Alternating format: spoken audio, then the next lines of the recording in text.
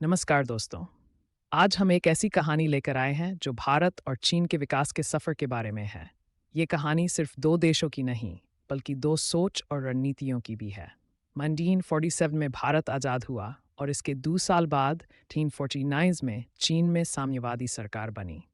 लेकिन आज चीन दुनिया की दूसरी सबसे बड़ी अर्थव्यवस्था बन चुका है, जबकि भारत अभी भी इस दौड़ में थोड़ी दूर है। चलिए जानते हैं कैसे चीन ने भारत से आगे निकलने का रास्ता तैयार किया। इन 1947 में भारत आज़ाद हुआ। उस समय दोनों देश भारत और चीन गरीबी, अशिक्षा और पिछड़ेपन के जाल में थे। 1990 के दशक में भारत और चीन दोनों ही विकास के लिए प्रयासरत थे। भारत ने लोकतंत्र का रास्ता चुना, जबकि चीन ने साम्यवाद की राह पकड़ी। दोनों देशों के नेताओं के सपने बड़े थे, लेकिन रास्ते अलग थे। भारत ने पंचवर्षीय योजनाओं की शुरुआत की, जो हर 5 साल में आर्थिक और सामाजिक विकास के लिए नई योजनाएं तय करती थीं।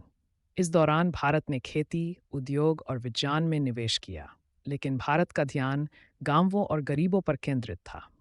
लोकतांत्रिक व्यवस्था में फैसले धीरे धीरे होते थे, और ये भी एक कारण था कि हमारे विकास की गति धीमी रही। उधर चीन ने भी अपने तरीके से विकास की ओर कदम बढ़ाए। 1951 में ग्रेट लीप फॉरवर्ड कार्यक्रम शुरू किया, जिससे कृषि और उद्योग में तेजी से बदलाव लाने की कोशिश की गई। हालांकि ये योजना असफल रही और लाखों लोगों की जान गई। इसके बाद 1966 में चीन ने कल्चरल रेवोल्यूशन का रास्ता अपनाया, जिसने देश की राजनीति और संस्कृति को गहरे रूप में बदल दिया। इन 1972 में एक नए नेता आए, डेंग शियाओपिंग। उन्होंने चीन की नीतियों में बड़ा बदलाव किया और ओपन डोर पॉलिसी अपनाई, जिससे विदेशी निवेश और व्यापार के लिए चीन के दरवाजे खुल गए। देंग ने सोचा, अगर चीन को आगे बढ़ना है तो हमें दुनिया से जुड़ना होगा। इसके साथ ही चीन ने विशेष आर्थिक क्षेत्र बनाए, जहां विदेशी कंपनियां आसानी से व्यापार कर सकती थीं।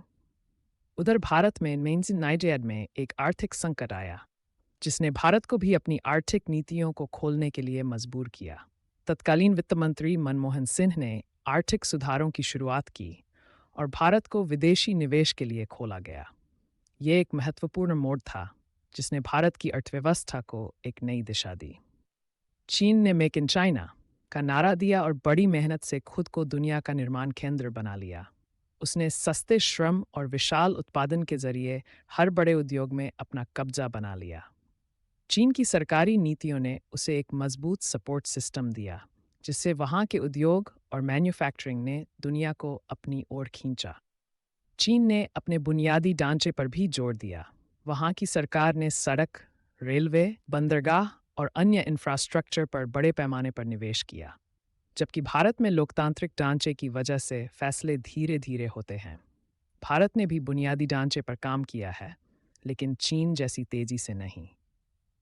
चीन ने टेक्नोलॉजी में भी बड़ी तेजी से कदम बढ़ाए।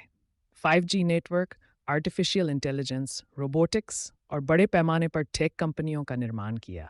जबकि भारत में भी डिजिटल इंडिया, स्टार्टअप इंडिया जैसे अभियान चल रहे हैं, लेकिन चीन की गति यहाँ भी कुछ तेज रही।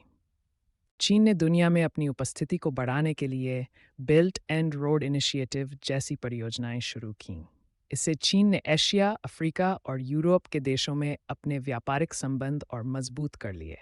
जबकि भारत भी क्षेत्रीय और अंतर्राष्ट्रीय राजनीति में सक्रिय है, लेकिन चीन की तरह उतनी पहुंच अभी बना पाया है।